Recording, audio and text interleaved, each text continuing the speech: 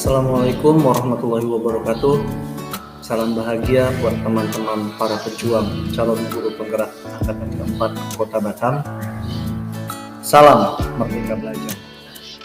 Perkenalkan, nama saya Budi Santoso. Saya dari SD Negeri 007 Sekupang. Pada kesempatan ini saya akan memaparkan tugas 1.1a.9 koneksi antar materi kesimpulan refleksi pemikiran Ki Hajar Dewantara. Koneksi antar materi pemikiran Ki Hajar Dewantara. Bapak Ki Hajar Dewantara meletakkan beberapa konsepsi sebagai dasar pendidikan nasional. Pemikiran-pemikiran beliau menjadi acuan para seniman pendidikan. Guru, pemangku kebijakan, orang tua, dan pejuang pendidikan untuk menyelenggarakan pendidikan yang mencerminkan merdeka belajar. Dasar-dasar pendidikan inilah yang harus dijadikan pedoman dalam pendidikan untuk memanusiakan manusia sesuai dengan kodratnya. Pendidikan merupakan sebagai tempat persemaian benih-benih kebudayaan dalam masyarakat. Ki Hajar Dewantara memiliki keyakinan bahwa untuk menciptakan manusia Indonesia yang beradab, maka pendidikan menjadi salah satu kunci utama. Pendidikan dapat menjadi ruang berlatih dan bertumbuhnya nilai-nilai kemanusiaan yang dapat diwariskan.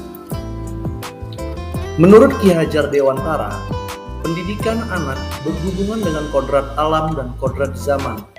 Kodrat alam, kita sebagai pendidik harus memberikan teladan yang baik dengan harapan siswa dapat meneladaninya demi membentuk karakter siswa.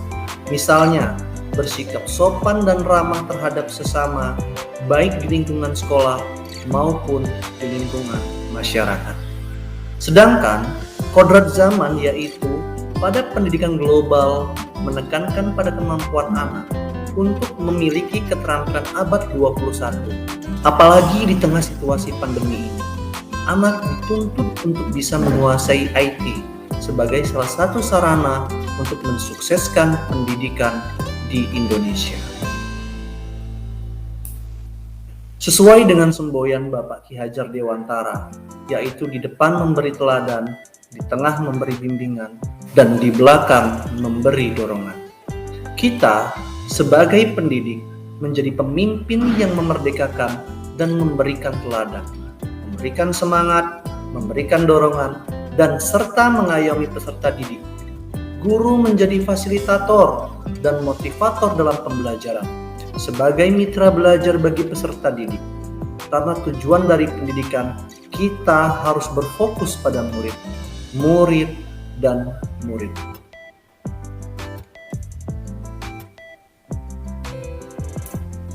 Hal ini menjadi salah satu aspek penting yang harus diperhatikan dalam pelaksanaan pendidikan.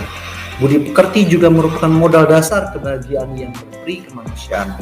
Budi pekerti merupakan kunci untuk mencapai keselarasan dan keseimbangan hidup. Pendidikan haruslah berpihak kepada murid.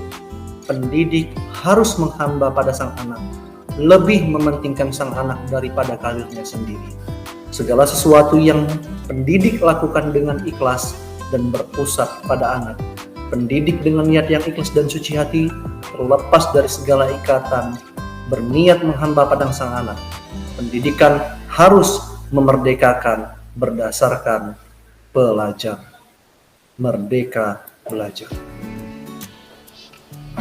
Ada 3 hal yang saya refleksikan setelah saya mempelajari modul 1.1. Apa yang saya percaya tentang murid dan pembelajaran di kelas sebelum saya mempelajari modul 1.1. Saya berpikir bahwa anak atau peserta didik adalah kertas kosong yang harus ditransfer dengan ilmu pengetahuan. Tugas saya seorang guru adalah untuk mentransfer pengetahuan dan keterampilan. Apa yang saya berikan kepada peserta didik sebagai suatu paket ilmu pengetahuan yang sesuai dengan tuntutan kurikulum. Pembelajaran adalah proses membuat peserta didik aktif. Pembelajaran terpusat pada peran guru sebagai pendidik sangat dominan. Pembelajaran adalah kegiatan belajar mengajar di dalam ruang kelas. karena biasanya pembelajaran di luar kelas hanya dilakukan oleh guru olahraga dan guru prakarya. Saya lebih terfokus ke tuntutan kompetensi sesuai kurikulum dan cenderung melaksanakan pembelajaran sesuai apa yang tertulis dalam kurikulum dan harus menyelesaikan dalam satu semester sesuai dengan target kurikulum. Dalam pembelajaran di kelas, saya hanya terfokus untuk target kurikulum. Dengan mengajar memberikan tugas, saya berpikir sangat mudah dalam mengajar karena memberikan materi tugas dan anak bisa mengumpulkan tepat waktu tanpa merefleksikan tentang pembelajaran yang memerdekakan anak.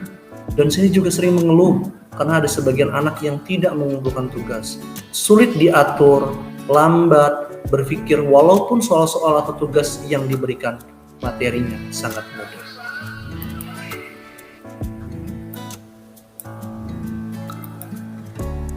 Apa yang berubah dari pemikiran atau perilaku yang setelah saya mempelajari modul ini? Konsep pengajaran saya berubah. Setelah mempelajari filosofi pendidikan dari Ki Hajar Dewantara, saya menyadari kekeliruan bahwa selama ini saya hanya memandang anak sebagai objek dalam pembelajaran di kelas. Seharusnya merekalah subjek pembelajaran. Merekalah pemegang kendali pembelajaran. Pendidik wajib menghamba pada anak dengan segala ketulusan hati. Perubahan yang saya rasakan dari mempelajari filosofis Ki Hajar Dewantara yaitu sistem Among dalam pembelajaran. Pada proses pembelajaran di kelas, saya berlandaskan sistem Among. Pembelajaran yang dilakukan di kelas bertujuan untuk mendidik anak sebagai subjek, bukan objek. Karena anak adalah pusat pendidikan. Dalam pembelajaran tidak menghendaki paksaan-paksaan, melainkan memberikan tuntunan bagi hidup anak agar dapat berkembang dengan selamat, baik lahir maupun batinnya.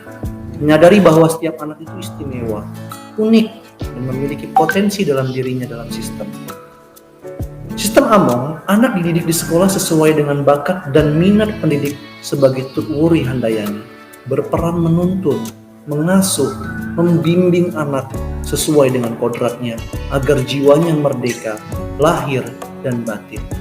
Guru memberikan kebebasan pada anak dalam memilih gaya belajar yang mereka sukai.